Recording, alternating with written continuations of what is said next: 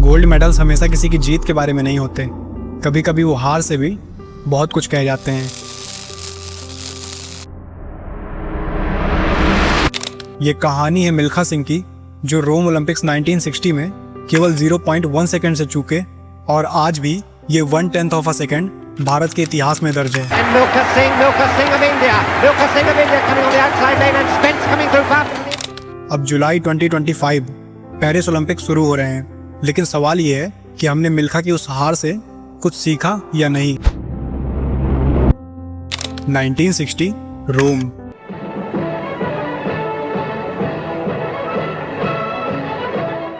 मिल्खा सिंह ने सेमीफाइनल्स में जितनी उनसे देश को उम्मीद थी, उससे भी कहीं ज्यादा बेहतर परफॉर्म करके फाइनल में एंट्री ली थी।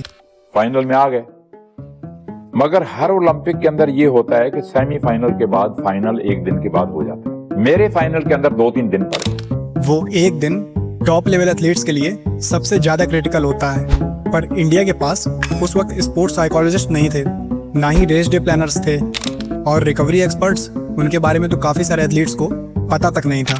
ये जो लेन्स आपको मिलती हैं 400 मीटर की, वो किस्मत की बात है कि आपको नंबर 1 मिल गई, मुझे नंबर 6 मिल गई, दूसरे को नंबर 4 मिल गई। लेन मैटर करता है, क्योंकि उस वक्त आउटर लेन्स में अपने पीछे वाले एथलीट्स को देखना बहुत मुश्किल था।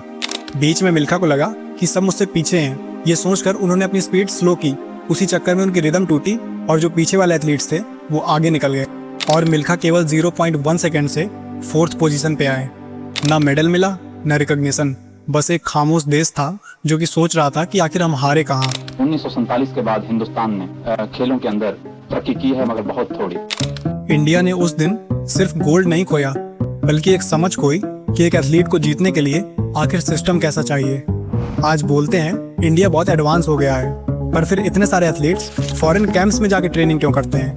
नीरज चोपड़ा ने अपनी पेरिस 2025 की प्रिपरेशन फिनलैंड में की, क्योंकि वहाँ better biomechanic labs, wind resistant training और कस्टम जेवलिन अवेलेबल थे।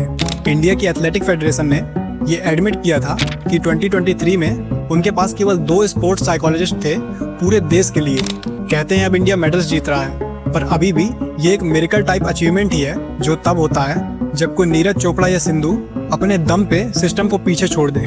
पर रियलिटी ये है कि आज भी हम सिर्फ 3-4 स्पोर्ट्स में ही इंटरनेशनली कॉम्पिटिटिव हैं।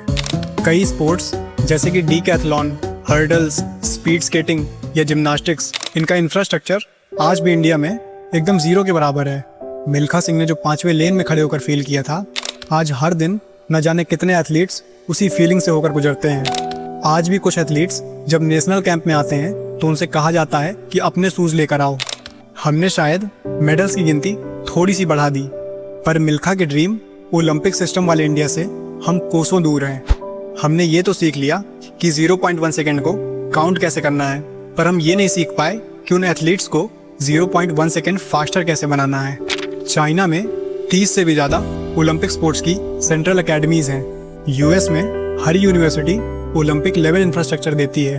जितनी हम तरक्की करते हैं उससे ज्यादा दूसरे मुल्कों वाले उससे 2 गुना ज्यादा तरक्की कर जाते हैं। तो मैं समझता हूँ इस चीज को मेकअप करने के लिए हिंदुस्तान को चाहिए कि वो अपने स्कूल्स और कॉलेजेस के अंदर स्पोर्ट्स कंपलसरी कर दें, ज्यादा से ज्यादा लोग कंपटीशन के अंदर भाग लें। मिल्खा सिंह ने सिर्फ दौड़ नहीं लगाई थी, बल्कि उन्होंने हमें आईना दिखाया था कि टैलेंट चाहे कितना भी हो, अगर सिस्टम साथ न दे तो फिनिश लाइन पे वो अकेला ही पड़ जाता है। मुझे कमेंट्स में बताओ कि क्या इंडिया आज भी उस दौड़ में मिल्खा से पीछे है?